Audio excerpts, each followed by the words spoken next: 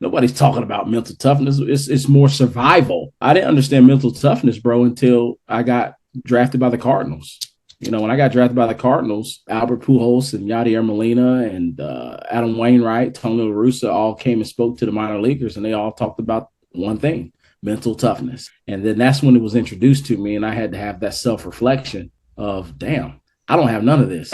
Yeah. Like I have nothing. I thought it was just about bigger, stronger, faster, throw the ball hard, try to drop bombs. And here they are telling me like the reason why I'm this is because of routines, approaches, and notebooks and studying and working hard. And I'm like, dang, I don't do none of that. So that's when I got introduced to mental toughness. Yeah, when you played for the Cardinals, what did they kind of go into? Like, if you can remember something specific that really kind of hit you there? Yeah, I mean, it blew my mind about the routines that these guys had.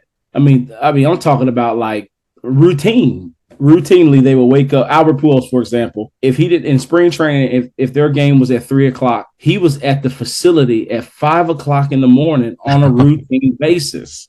I mean, here we are, crazy. And that was during that time when that was the last year with the Cardinals. So he was the man, like he was $300 million man about to be for the Angels, and Albert was up there before everybody at 5:00 because he had a tea routine that he would do every single morning of spring training, a tea routine, hitting off of a tee every single day, and then he would after that go to the weight room, get a little workout in by himself, not with the team, by himself, and shower up and start his day.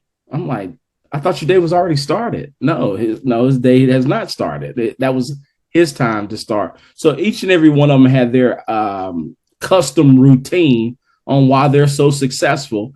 And when you ask yourself the obvious question, CJ Beatty, do you have a routine? I was like, no, I didn't even know what that was. I just showed up when Coach told me I needed to be there. Like, what are you talking about? Practice early?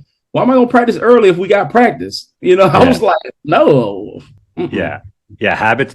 Like, if you want to be successful in anything, it's habits and routines and rituals are what's going to get you to that next level. And it's funny that you talk about Pujols and the tee, and it's a common thing you see with a lot of professional players is like how much tee work they do. But then you talk to kids and they're like, I hate hitting off the tee. It's so boring. It's like, well, you got to do the basics, like more than you do like the advanced stuff, right? If you want to be next level, you got to do the basics. You don't skip the basics, right? And a lot of kids think like you'll tell a kid will hit off the tee, and you'll be like, good job. And you're like, okay, good, I got it. And you're like, no, like do that exact same swing a million times over and over and over and over again, where a lot of them are like, you'll tell them good job, and they'll be okay, sweet, I'm good, what's next? Like, what? It's like, no, keep working on that. Yeah, I mean, I learned just like every other, and I just didn't have enough of the right people that I would listen to tell me that how important hitting off of the tee is. Nobody's rewarding you in your circle at a young age, in your 8-9-year-old middle school circle, high school circle. Nobody's walking around the baseball field saying, dude, this is the best tee hitter in the Little League. Nobody's saying that. So I get why it's not popular. But if I could go back, knowing what I know now, if there was a such thing where people wouldn't look at me weird, I would marry a tee. If I was seriously striving to break the big leagues or to get drafted, if I had any type of going back, knowing what I know now, I would literally try to marry a tee. Like that would be my wife. I would take her on dates, because seriously, I learned late in my career that the more I spent on the tee, the less swing and misses I had. The better I was, more consistent with my contact. When I decided to pull the trigger, I pulled the trigger with confidence because I've swung that bat path so many different times. And if I needed to work on high tee, I'd raised it up. If I needed to work on it higher, then I put it on a chair.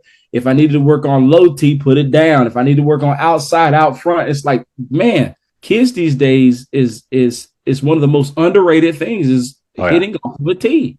Yeah, 100%. Like I don't think I even owned a tee until like at college. I mean, like it wasn't really like our teams had like one or two maybe growing up, but it was only like a thing to use to kind of get loose. It wasn't like really used to to actually improve your swing. It was like, you know, our mindset was like, you only got better when you like hit off of like live pitching. It's like, no, you got better off like the hours you spend on the tee.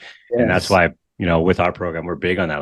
Like come in here and just use the tee, like use it and like work on the things that we've worked on for the last couple lessons or sessions. Like, you know what you need to work on, just work on it. Like, and then go home and do it some more. You know what's crazy? And one of the vivid things that I can still see in spring training, especially my rookie season, is seeing that for the first time. Nobody told me T.